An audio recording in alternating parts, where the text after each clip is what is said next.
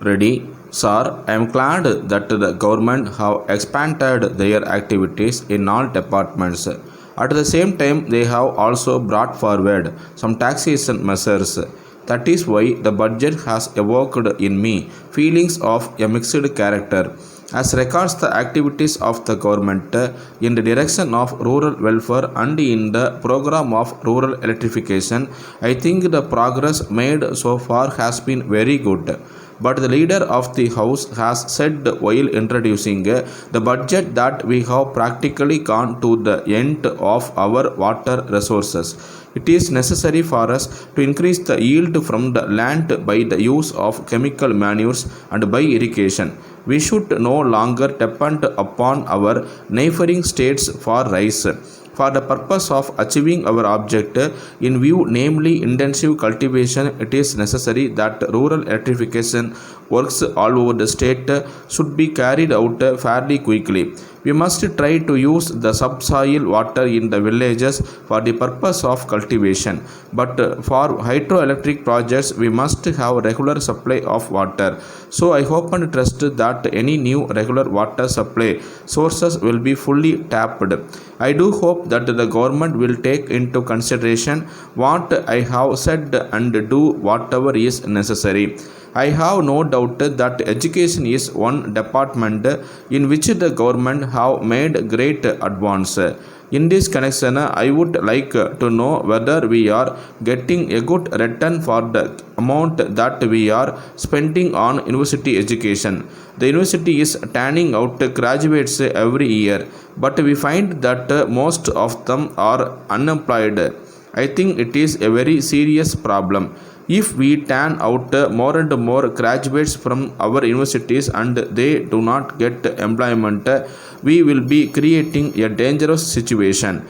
I would like to see that as a matter of policy, all persons who get into our colleges are persons who will be useful to our state at the end of their college course. As regards the administration of justice, I want to say a few words. I feel that there is no necessity at all for more money being collected from the litigants at the present moment. It is not just and fair to take up the question of revision of the court fee now. I appeal to the government that the revision may be postponed for the time being.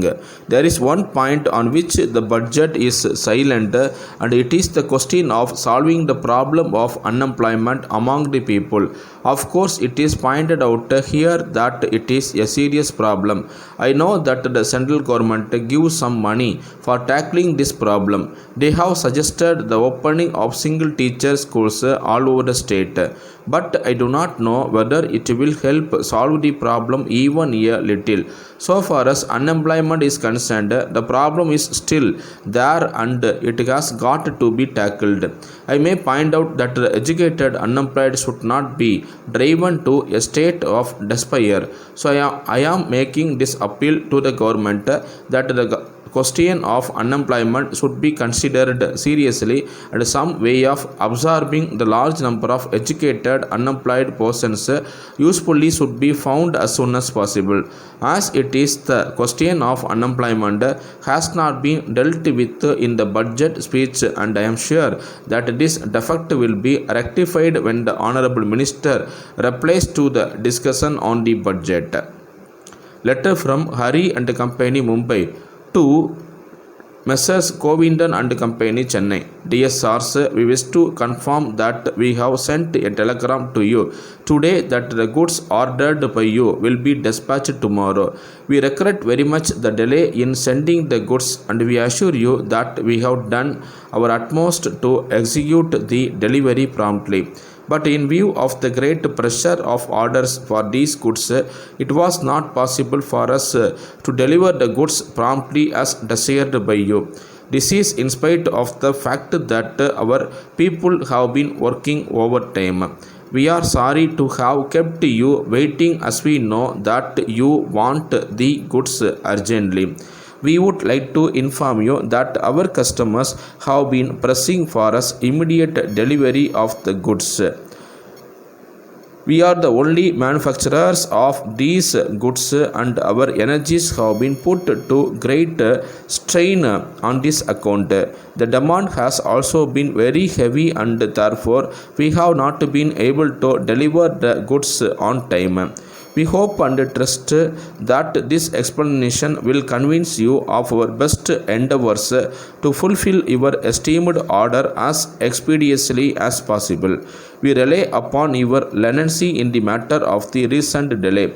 We take this opportunity to assure you that your esteemed orders will at all times in future receive our most careful and prompt attention. Yours faithfully.